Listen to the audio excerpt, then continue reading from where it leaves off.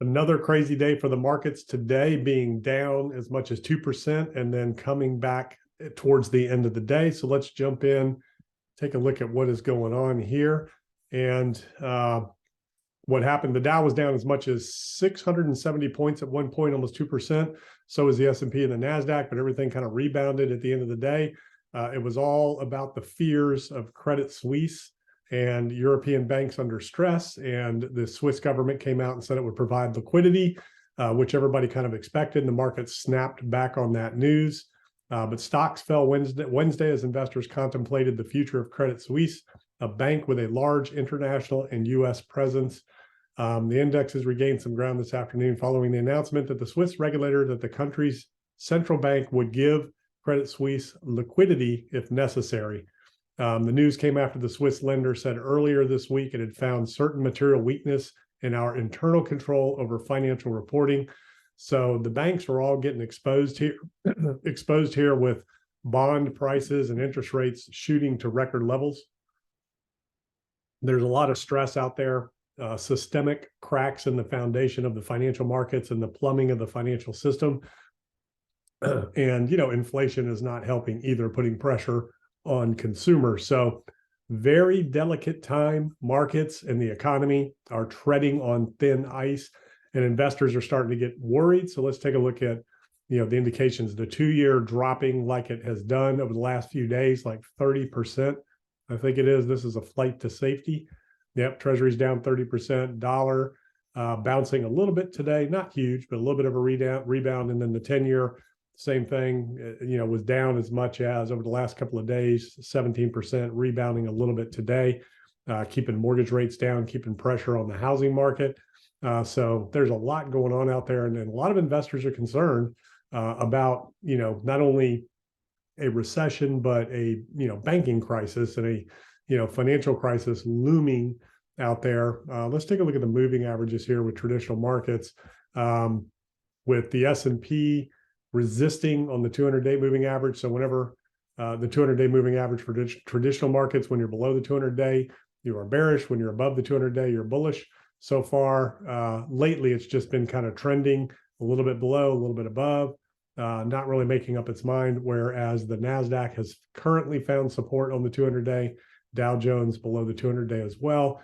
Bitcoin finding support on this most recent bouncing right off the 200-day and reversing on all of the potential for a Fed pivot, Fed bailout, economic bailout, all the news of the Fed pivoting and potentially cutting rates, which obviously they're not going to do and they can't do with inflation like it is. They're going to hike rates at the next meeting, probably 25 basis points. They're going to talk about their ability to backstop the markets and provide the tools necessary to keep an economic crisis from happening, financial crisis from happening. And Bitcoin, again, not able to get above the 200 week, but above currently the 200-day. So we'll just have to keep an eye on that and see how this all plays out as we take a look at the Gaussian channel on Bitcoin. Still, rejecting on that lower line of the Gaussian channel, currently above it right now.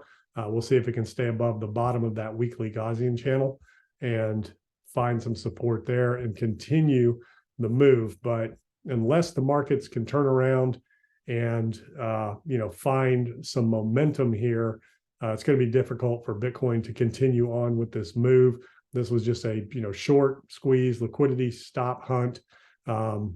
Basically is what happened the other day on mostly algorithmic trading, if this then that. So basically Fed pivot, markets, all the markets just kind of shot straight up for a couple of days there on that Fed pivot narrative. But now that the news is settling in off of the banking crisis and, inflation reports are still showing that inflation, might be coming down a little bit in some areas, but it's still high and extremely high in other areas and is not going to come down anytime soon without further damage in the labor market. And, really the big thing is you're not going to be able to get inflation down with inflation above the employment rate or the unemployment rate. Unemployment rate's hovering in the 3s and inflation's in the 6s. You need inflation and unemployment, either equal or, preferably, inflation below your unemployment. rate of unemployment to kind of expect that to come down. So, the Fed's got a lot of work to do and a very difficult task on its hand. It's basically lost all credibility. Investors don't know what to think, don't know what to trust, and just kind of moving in and out. And a lot of the price action is algorithmic trading. So, Bitcoin kind of ranging, Ethereum kind of ranging, where altcoins are backing up a little bit, more amplified than Bitcoin and Ethereum in traditional markets. So right now it's a very tricky time. The markets are in a delicate position, treading thin ice. One little crack here or there and the whole thing could flush. So, it's just a time to be cautious, to be defensive, and to be risk off right now, and, kind of pick your bets, pick your spots, and just kind of be cautiously optimistic and careful about where we are right now, because there's a lot of things going on out there that we don't know about. They're not telling us about, but there are, banks and, the FDIC and, governments around the world are reacting in a way that they, are trying to fend off a deeper financial crisis. So interesting times, unprecedented times. All we can do is just kind of buckle up, keep your powder dry, and be ready for when things do change and when the Fed can actually pivot. But right now at 6% inflation, you cannot expect the Fed to stop, to pivot, to slow down. They're going to keep at it and keep going until something serious breaks. We've just got a little bit of stuff going on, a little bit of stress, but nothing serious yet. So these are the things I'm looking at. I'll see you in the next video.